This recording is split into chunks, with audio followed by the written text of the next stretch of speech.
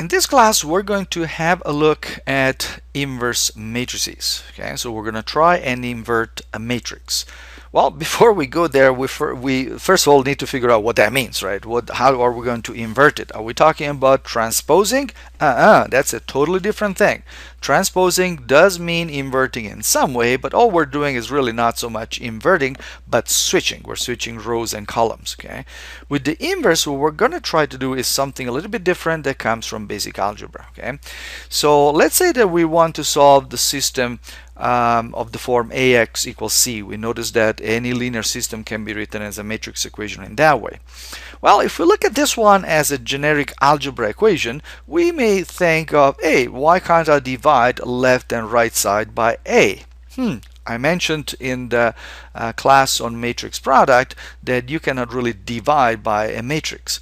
But what we could do is get around the problem and say, okay, I'm not going to divide it, but can I actually multiply left and right side by the reciprocal of A? Okay, so if I can do that, that means that I should be able to come up with x equal A reciprocal times C. Okay. But again, we have a problem here. I told you earlier that we cannot divide by a matrix, but what about this A to the negative 1, or A inverse as we're going to call it? This thing that is going to play the role of a reciprocal. Well, first of all, what is it? Okay, how are we going to find it? Does it always exist? And because again, matrix product is something a little bit more complicated than the regular product of matrices, of numbers, I mean. And so we don't even know if such a thing exists in general. And if it does not exist always, well, when does it exist? Okay, so when can we actually do this? It may look like a fairly simple problem that would have a generic solution and it would be very easy. It turns out it's not. Okay?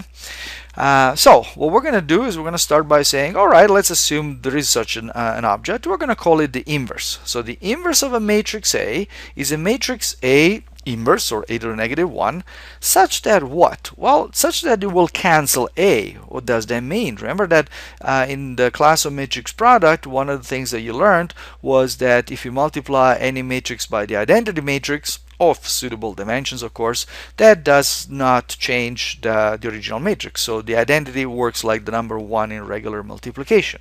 So what I'm looking for is a matrix A inverse such that when I multiply A by A inverse, I end up with the identity matrix. Okay, or same thing as what we had with the reciprocal, right?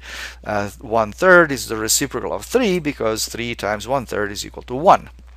Same idea here. Okay, now the point is, how are we even going to figure out what this thing is? Turns out there is a fairly simple process which relies on, you guessed it, elementary matrices.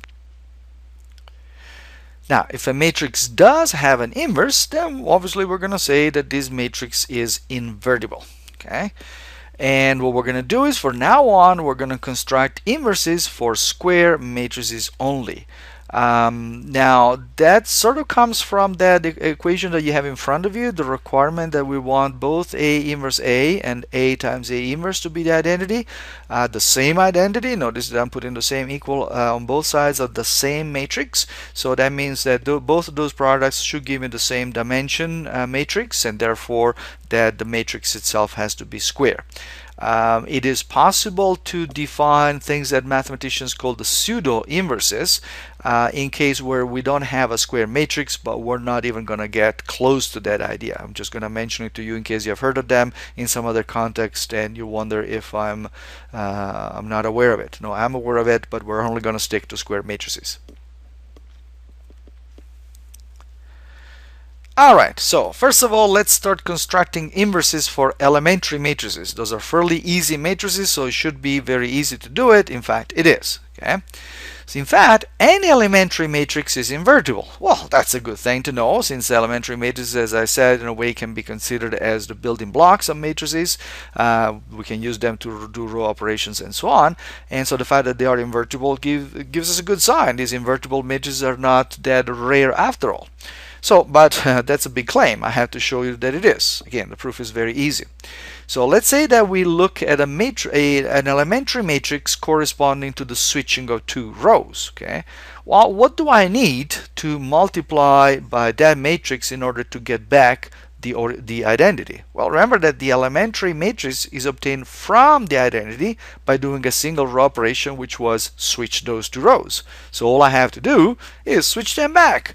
So the inverse of the matrix E is going to be the same matrix actually that we started with. Now this is a bit of an exception, but it's a nice exception and very simple thing. So we start from the identity matrix.